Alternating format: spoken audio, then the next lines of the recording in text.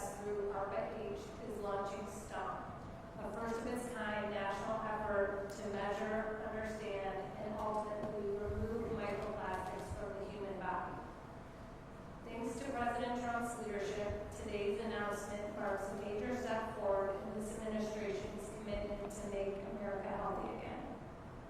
This roundtable brings together leading scientists and federal leaders to build on that announcement, to examine what we know, what we don't, and what it will take to turn today's commitment into real progress for the American people.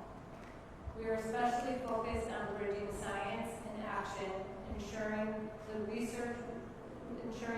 research we advance translates into tools, standards, and solutions that protect families, inform clinicians, and guide policy.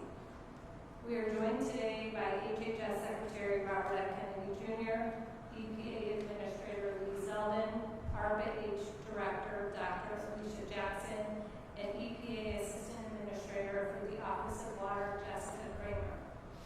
And we also welcome today our panelists, Colleen Flaherty. She is a Division Director of EPA's Office of Water, where she leads work to protect public health and safeguard the nation's water resources. Also, Dr. Marcus Erickson, an environmental scientist and co-founder of Five Jars Institute, known for pioneering research on microplastics and ocean pollution. Dr. Matthew Campen is a biomedical scientist and professor at the University of New Mexico who studies how pollutants, including microplastics, affect the brain and cardiovascular system. Dr. Leo Trisandi is a physician scientist and professor at NYU Lagoon Health, whose work focuses on environmental exposures and their impact on child health and long-term outcomes. Thank you all for being here and for the work you are doing to advance the field at a very critical moment. And now it's my pleasure to introduce a man who has spent more than 4 decades working at the intersection of environmental protection and public health, HHS Secretary Robert F. Kennedy Jr. Hello, everybody. Today we mark a turning point. The EPA and HHS are acting together to confront microplastics as a human health threat. And we are doing it with urgency and discipline. Plastic has become embedded in modern life. It's also become embedded in the human body. Researchers have detected microplastics in human blood, lung tissue, liver, kidneys, and human placentas. Studies have found that in more than 80% of people tested. One analysis estimates that the average person ingests tens of thousands of microplastic particles each year from food, water, and air. Another study reports concentrations in the brain equivalent by mass to roughly a spoonful of plastic in every human brain. And this number, by the way, has gone up by 50% since 2016. And inevitably is going to go up exponentially if we continue along the same road. And in a study of 62 placentas, every single sample contained microplastic, evidence that exposure begins before birth. This is not a rare exposure, this is baseline. We are not dealing with a distant or theoretical risk. We are dealing with a measurable and growing presence inside the human body. And this signal is getting stronger. Animal studies show that microplastic exposure can drive inflammation, cardiovascular damage, impaired cognition, and tumor growth.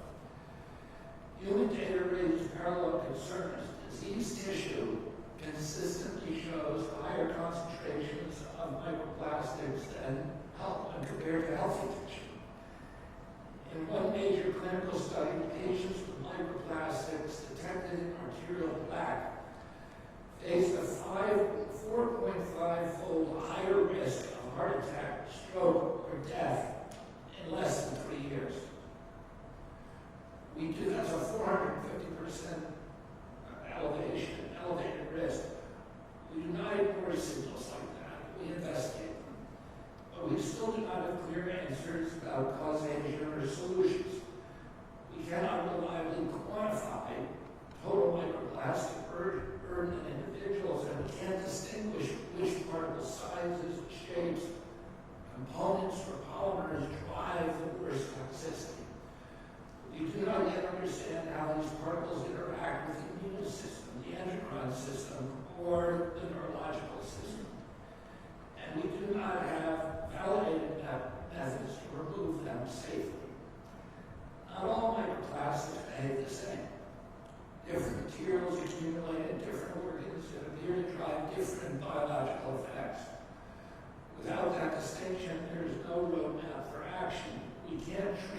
what we cannot measure. We cannot regulate what we don't understand. So today, HHS, through ARPA-H, Lisa Jackson here, alongside EPA, is taking direct action. We are launching STOM, which stands for Systematic Targeting of Microplastics. It's a $144 million national program to measure, understand, and to remove microplastics from the human body. We are focusing on three questions: what is in the body, what's causing the harm, and how do we remove it? And we're answering them everywhere. We will first build and standardize cold-grade tools capable of detecting and quantifying microplastics across tissue and fluids with precision. Next, we will map how microplastics move through the body, how they cross biological barriers like the gut lining and the blood-brain barrier, where they accumulate, and how long they persist.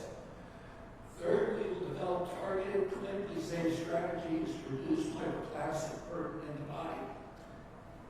We will also prioritize those at the greatest risk: pregnant women whose exposure reaches the developing fetus, children whose bodies and brains are still in formation, workers in high exposure environments, and patients with chronic conditions that may be exacerbated by inflammatory or toxic stressors. The science has not kept pace with the scale of exposure. We are now going to close that gap. We are bringing together engineers, clinicians, toxicologists, and data scientists. We are setting measurable targets. We are holding ourselves accountable for results. I want to thank Lisa Jackson, the director of ARPA-H, for driving this effort forward, and my colleague and friend, Administrator Lee Sullivan at EPA, the Assistant Administrator for Office of Lawyer Jessica Kramer, and everyone else at the EPA for aligning environmental and human health priorities into a single mission. Together, we're going to define the risk, build the tools, and act on the evidence regarding microplastics. We're not going to speculate, we're going to measure. We're not going to delay, we are going to move.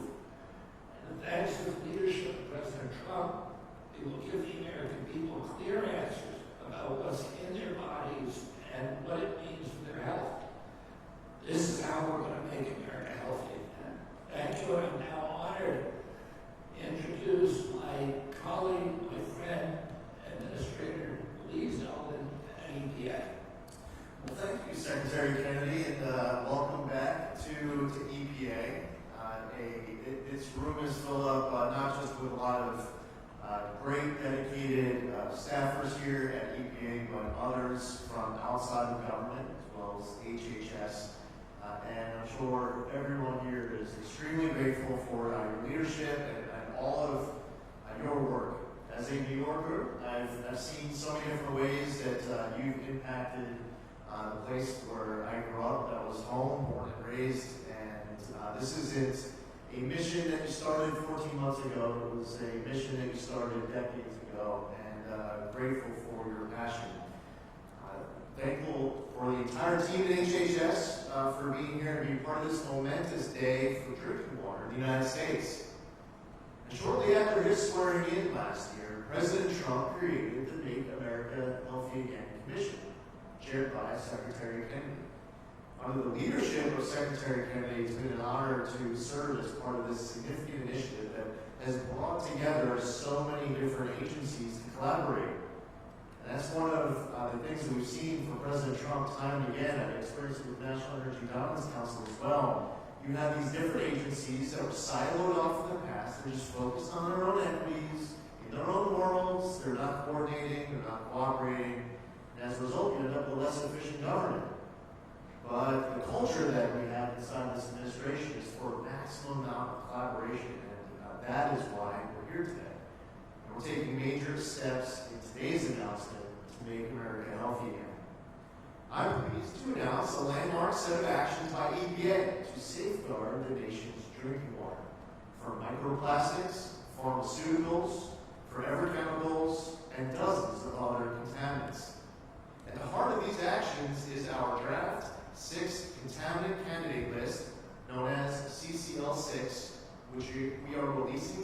for public comment. CCL 6 is a critical tool under the Safe Drinking Water Act that drives research, funding, and future regulation of emerging threats in public water systems. The draft CCL 6 includes 4 contaminant groups: microplastics, pharmaceuticals, PFAS, and disinfection byproducts. It also covers 75 chemicals and 9 microbes that may be found in drinking water. And now, for the first time in the program's history, EPA is designating both microplastics and pharmaceuticals as priority contaminant groups. This is a direct response to the concern of millions of Americans who have long demanded answers about what they and their families are drinking every day. It's also a credit to the tireless efforts, research, and advocacy of the dozens of microplastics and drinking water experts, including many who we have here in the room today. This draft CCL 6 is going to help us prioritize funding, research, and information collection. This will allow us to better understand the potential risks of these substances in drinking water while advancing gold standard science. For too long, Americans have been ignored as they sound the alarm about plastics in their drinking water. That ends today. By placing microplastics on the contaminant candidate list for the first time ever, EPA will follow the science, will pursue answers, and will hold ourselves to the highest standards to protect the health of Americans. Today's announcement marks the beginning of a 60-day public comment period. And we encourage Americans far and wide to make their voice heard, to give us feedback. We want your input. I can't think of an issue that hits closer to home for American families than the safety of their drinking water.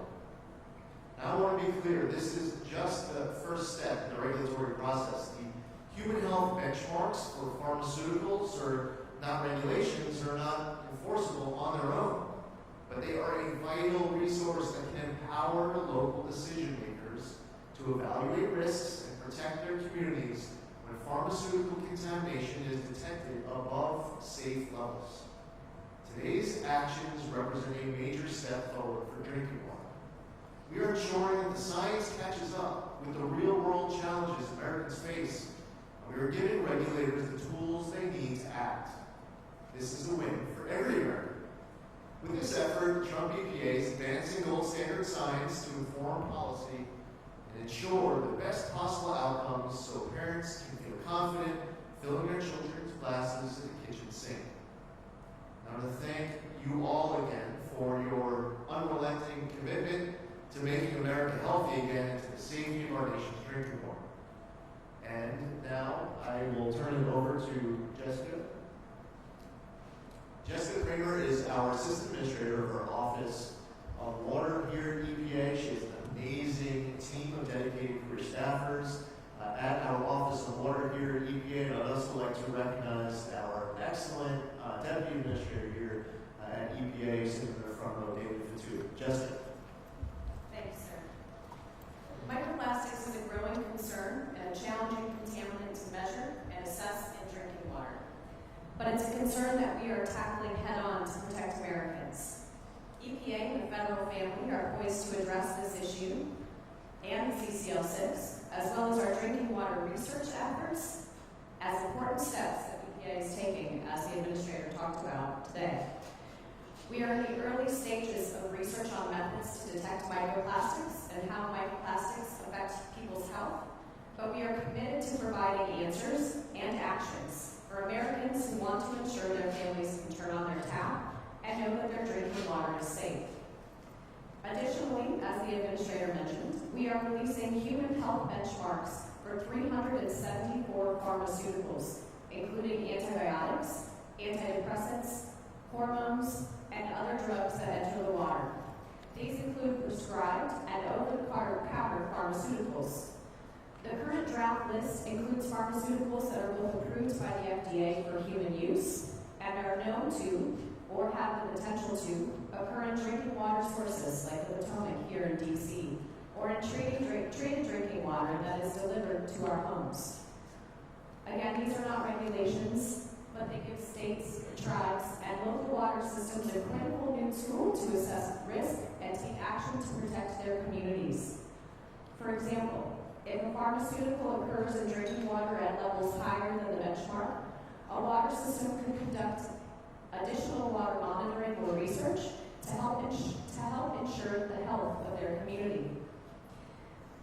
In addition to those benchmarks that we are releasing for public comment, with the CCL6 that the administrator mentioned, we believe that these are excellent steps and a great example of the federal family working together as we pair these with the announcements of Secretary Kennedy from HHS today.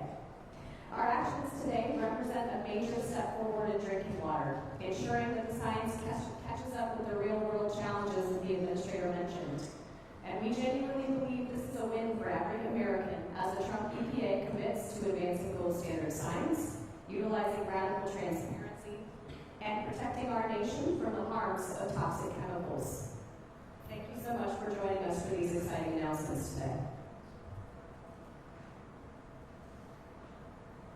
Thank you, Secretary Kennedy and Administrator Zeldin, for your leadership. My name is Alicia Jackson. I lead ARPA-H, the Advanced Research Projects Agency for Health. Today, we are launching STOMP, and we couldn't be starting soon enough. STOMP stands for Systematic Targeting of Microplastics. It is a nationwide $144 million program built to affordably and precisely measure microplastics in the human body, understand how they cause harm, and most importantly, to get them out at a cost that every American can have access to so that they can have the immediate and downstream health benefits. Here is the hard truth. Nobody wants unknown particles building up in their body or their children's body. If a doctor told you something was accumulated in your organs, your first questions would be, which ones and what are they doing? These questions have no answer yet. We do not have a map for how microplastics travel through the body, which organs and cell types they target, and which biological pathways they disrupt. You cannot engineer a solution to a mechanism you do not understand. You cannot remove what you cannot measure. Today that changes. STOMP will do in 5 years what the entire field has been unable to do for decades. We will create a definitive shared scientific foundation, gold standard measurement, mechanistic understanding, and ultimately targeted removal, and put it in the hands of everyone who needs it. STOMP is structured across 3 technical areas because the science demands it. First, we measure. We will build gold standard methods for detecting and quantifying microplastics across blood, tissue, and organs. For the first time, the entire field will work from the same foundation, and we will put those tools in the hands of every researcher, clinician, and regulator who needs them. We will also build a clinical test under 15 minutes and under $50, because the ability to measure your own microplastic burden should not depend on what you can afford. At the same time, we will address the mechanism of microplastics. We will map how microplastics move through the body, which ones accumulate where, and which pose the greatest risk. The result is the first evidence-based ranking of plastic materials by biological harm. This will create a shared foundation for scientists, policymakers, and industry. And lastly, we remove. STOMP will develop targeted interventions to limit accumulation and clear what's already there, precisely and safely, built on everything that the first phase reveals. Every tool that STOMP builds, from the Affordable Clinical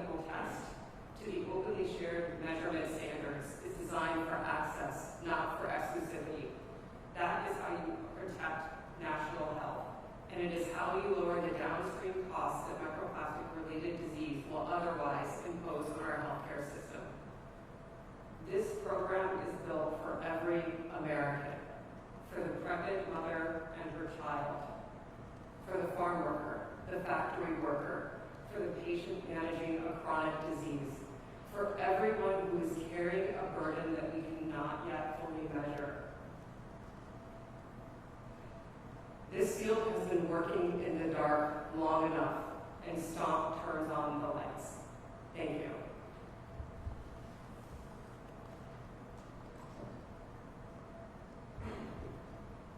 Good afternoon. I'm Colleen Flaherty, the Director of the Drinking Water Science and Engineering Division here at EPA's Office of Water. Microplastics is a serious and challenging environmental and public health issue. Microplastics can vary greatly in size and composition. There are many different types of plastic polymers that may degrade and get into our water. These plastic polymers can also carry other chemicals as well as pathogens like bacteria and viruses. Measuring these complex mixtures of microplastics in drinking water and understanding their potential health effects is very, very challenging. Including microplastics on the CCL6 is a great step to further prioritizing research in this area, and we have a lot of work to do. We are working here at EPA to understand two key things. First, how to measure the amount of microplastics in drinking water, and second, how those microplastics may harm human health. Each of these is critical to understanding whether microplastics are found frequently and at levels of health concern in drinking water. First, we need to conduct research to define and better understand how to detect and quantify microplastics, the size, the different types, the shapes, and the number in drinking water. We need reliable, consistent detection methods that can be widely used. Scientists in my division, with the help of experts across EPA and with our other federal partners, are beginning to work to develop a method for detecting microplastics in drinking water. Developing a robust, validated method that can be used broadly will be very challenging work, but EPA scientists are highly skilled and dedicated to this task. Second, we need to understand the range of potential health effects of microplastics and which of those effects occur at the lowest levels. We are working across EPA and with our federal partners, including HHS and others, to explore what we know about health effects of microplastics, including figuring out the types and sizes of microplastics that can lead to different types of health effects. Once we have the ability to measure microplastics in drinking water and an understanding of potential health effects, then we can assess the potential risks and determine whether it's found frequently and at levels of health concern. We're in the early stages of this research, and we look forward to ramping up our work in this area and working with federal partners to ensure a consistent whole government approach. I'm also proud that scientists in my division, working with FDA, USDA, and the Department of Interior, have developed human health benchmarks for nearly 400 pharmaceuticals. The benchmarks were developed for FDA-approved prescription and over-the-counter drugs that are known to or have the potential to occur in drinking water sources like reservoirs and rivers or treated drinking water. In the future, we may update the existing benchmarks and add benchmarks for other pharmaceuticals as new information becomes available, including as FDA drug labels change. As Jess said, those benchmark values are informational only and are not regulations. To develop the benchmarks, we use the lowest oral therapeutic dose from FDA-approved labels with a safety margin to account for variability among people and for missing information. And then we considered how much water a person typically drinks every day. We developed two benchmarks for each pharmaceutical, one for the general population, all ages of people, and one for infants because they may be more sensitive to the exposure. These benchmarks are currently in draft form and are open for public comment along with the CCL6. We have an amazing scientific and research staff here at EPA and across the federal family, and I'm honored to have worked with them over my 22-year career here at EPA. Microplastics research and human health benchmarks for pharmaceuticals are just a slice of what our scientists do. I'm so proud of the work we've done in these areas and on so many other activities to protect public health and ensure drinking water is safe. Thank you. Colleen, just a shameless plug for your staff. I gotta say, this applies to so many other people who work here at EPA. But Colleen, a team, the Office of Water, your people who spend 20, 30, 40 years in government, they're here to selflessly serve. They have the ability to leave government and make, I don't know if the secret's about to get out, but they can make more money outside. But they believe in this mission and they care about America's water. And I've got a chance to see it now for the last 14 months coming, and a message to your entire team, and I feel compelled to share with this group publicly, because Americans don't know where each and every last tax dollar goes. As a matter of fact, let's say Americans have a lot more questions and answers. It's a mystery. Where does our money go? Well, I will tell you that at EPA's Office of Water, that you have just a tremendous amount of talent, experience, passion, and dedication. So I felt compelled to share that, Tony. Thank you for your work. Thank you, Administrator.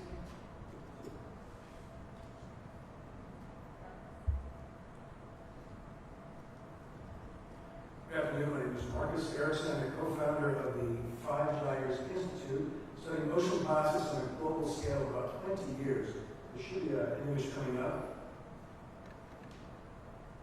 Is it there?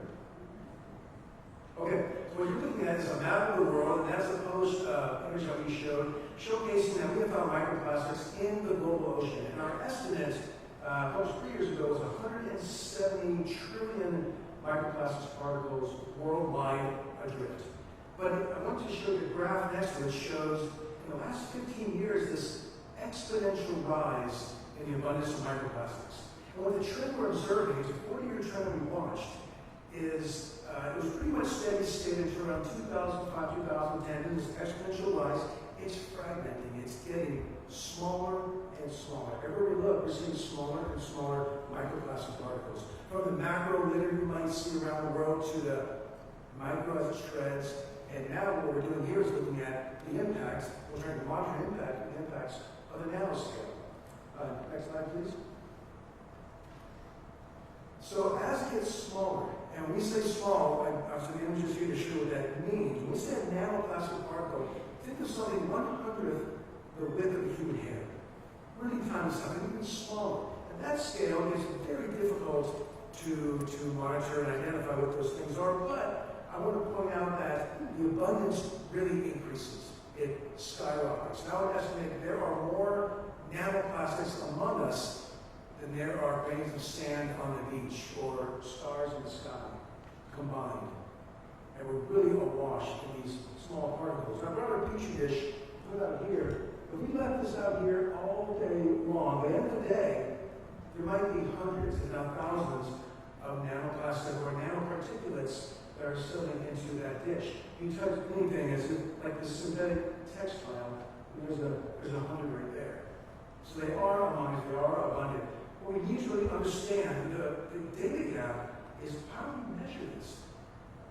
And then once you measure it first, then you understand what is the impact, what is it doing in our bodies. Now at that scale, that's when we see, research is showing from my colleagues here, is that it enters our body through inhalation, through ingestion, even through dermal transfer. So that's where we are now. Next image, please. So after a lifetime of studying microplastics, after 20 years of that, microplastics in our oceans, it's the ocean of nanoplastics in our bodies that concerns me the most. To measure first, to monitor and mitigate what you cannot see, that's the challenge before us. And that's where I really want to acknowledge STOMP, ARPA, EPA, HHS, the leadership of Secretary Kennedy and Administrator Zeldin for taking this on and bringing this issue to the forefront and putting some teeth behind the research. Thank you.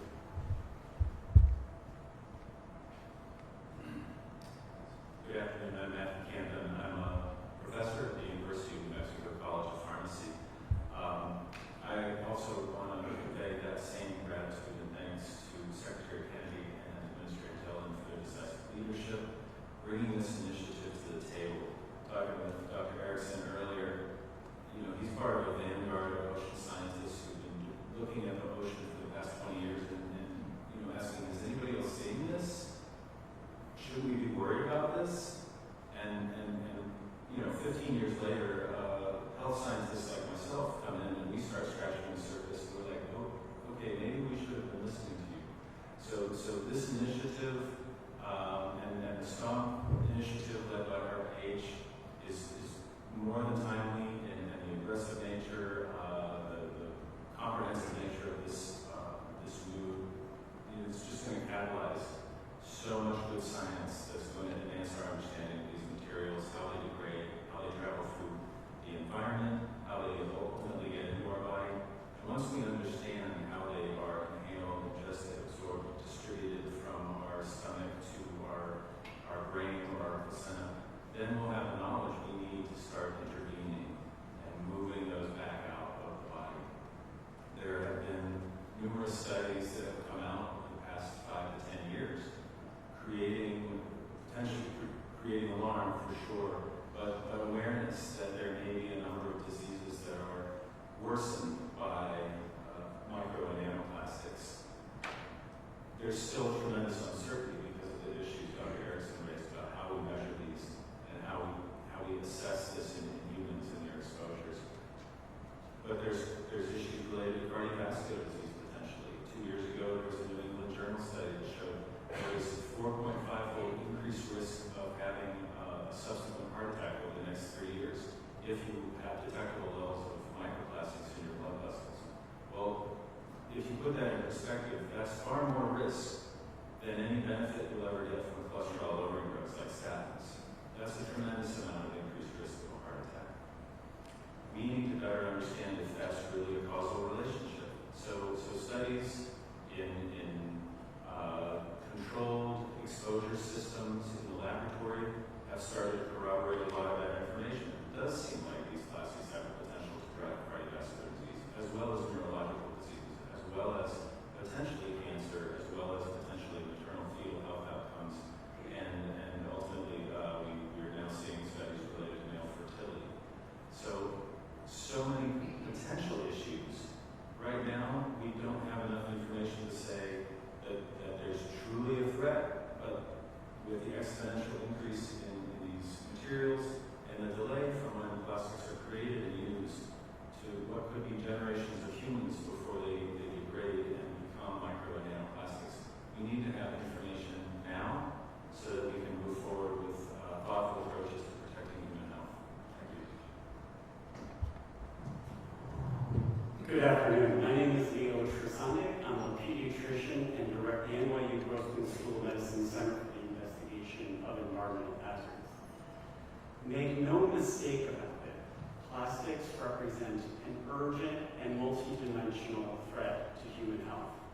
You've heard a lot about micro and nanoplastics today, but that's part of a broader multidimensional problem because there are also chemicals used in plastic materials and chemicals that are added inadvertently to plastic materials that are likely being trafficked to human tissues as a result of plastic exposure ultimately.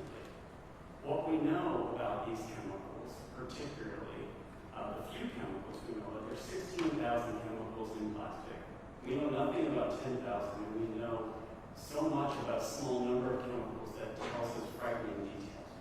That's particularly about bisphenols used in aluminum can linings and thermal paper seeds, phthalates used in food packaging, flame retardants, per and polyfluoroalkyl substances, nonstick cooking, and oil and water resistant clothing, not to mention dioxins that arise out of burning plastic in the process of getting rid of plastic ultimately, that are real problems.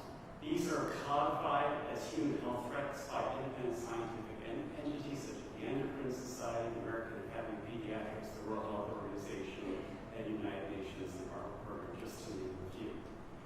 And the impacts run from cradle to grave and womb to tomb. That's because these chemicals hack our hormones, our natural signaling molecules that underlie so many basic biological functions to humankind, from temperature to metabolism, salt, sugar, and even sex.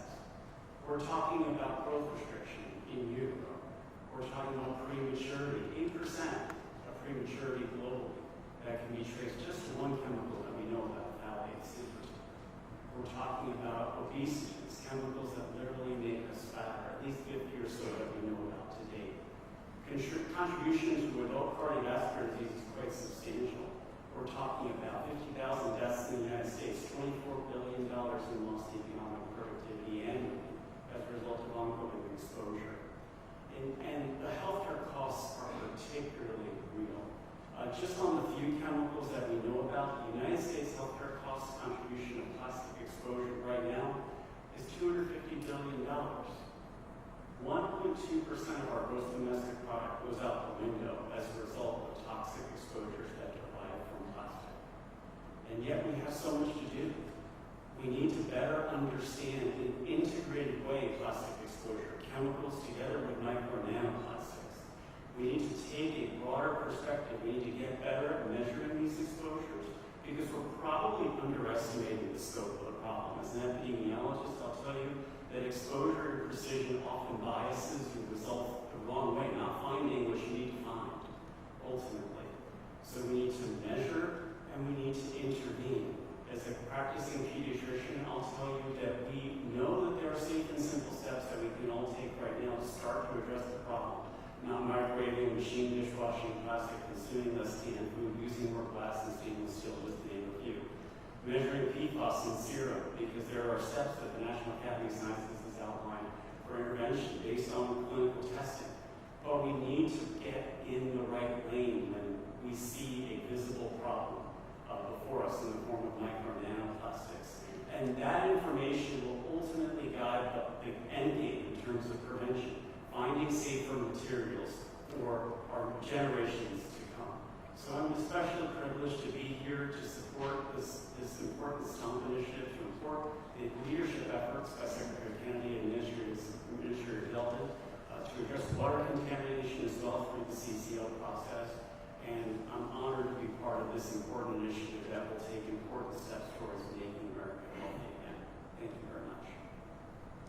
Thank you so much. I just want to say special thanks to Marcus, Matthew, and Leo for joining us today. That was very insightful. Secretary Kennedy or Administrator Zeldin, do you have any questions for our panelists? I have a question that I'd like to hear answers from Alicia Jackson and maybe Dr. Camden and Dr. Chassan. Many people might be watching this, many Americans would say, and respond by saying, we already know so much about plastics. Now there's a spoonful in each of our brains. We know that it impacts the premature births, and dramatic impacts on heart attacks, on cardiovascular disease, and strokes. Why do we need to know anything more? Why is this science critical before we act? Or can we be acting now? Should we be acting right now without even needing to know anything more?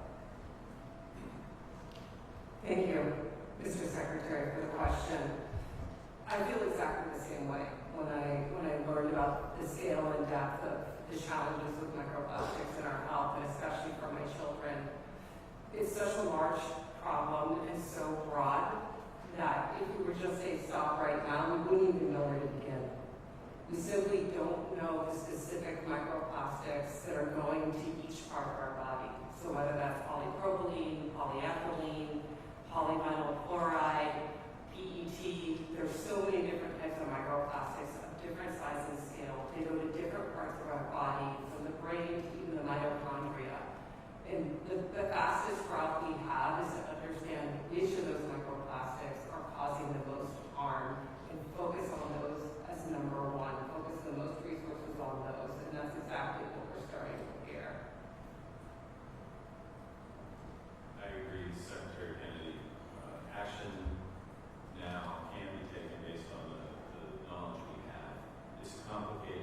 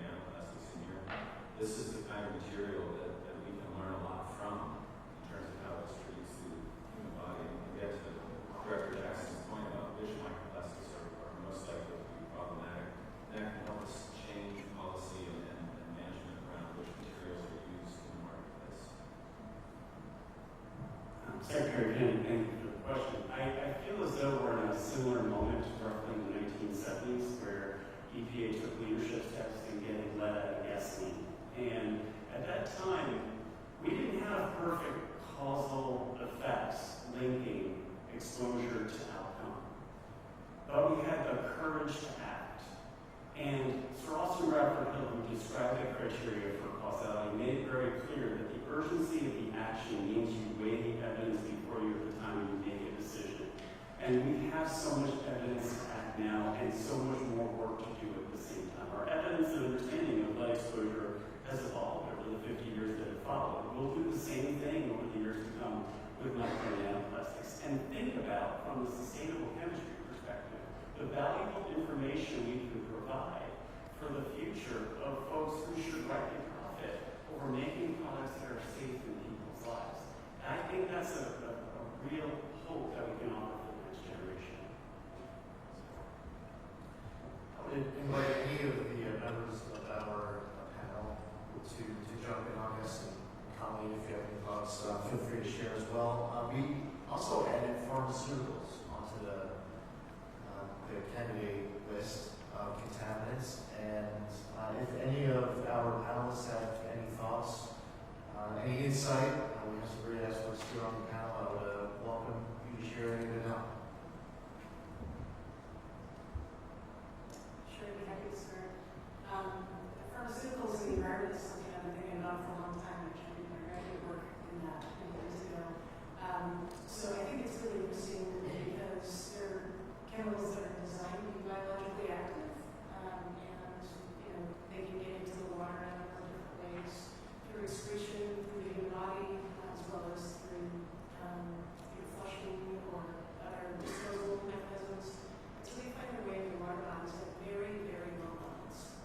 And it's been sort of a research question for a while now, trying to understand what those, exposure to very low levels of pharmaceuticals means in terms of human health impacts. So today's release of the human health benchmarks for pharmaceuticals is incredibly important because it's the first time we're finally giving a screening level benchmark for hundreds of pharmaceuticals. So the way we develop those benchmarks, we believe that if you are measuring for those pharmaceuticals in your water and below that level, you should be reasonably confident that there is not a problem. And that should provide a lot of reassurance to utilities and states and others across the country. That's a really important informational tool that we are providing today. There's a lot more work to do, and you're gearing up for it, and with your support. I think it's exciting that we're including it on CCL6. It means we're prioritizing that for additional research. And if we start to find, that there are pharmaceuticals, that are occurring in systems, frequency of concern and of levels that we think is a health concern, and we have tools that we can see if we can act to address those risks. I think if I can add one thing, it would be, we've talked a lot of folks that I talked to about questions about what's in their drinking water. The next question is how do you get to regulation? We talk a lot about the time and prescriptive nature that's built into the Safe Drinking Water Act. And while our HHS colleagues have been up here talking a lot about investigating where it accumulates in the body and what does that mean for health, one of the things that's important about the listing on the candidate contaminant list for both of these groups is that you have to have the same level of investigation, of research that goes into methodology development for detecting microplastics and pharmaceuticals, as well as removal technologies when we're talking about drinking water systems. And so that is the type of research that we're talking about being spurred. That is the type of spotlight that we are putting on these groups by listing them on the contaminant candidate list. It's the same needs, just focused in a different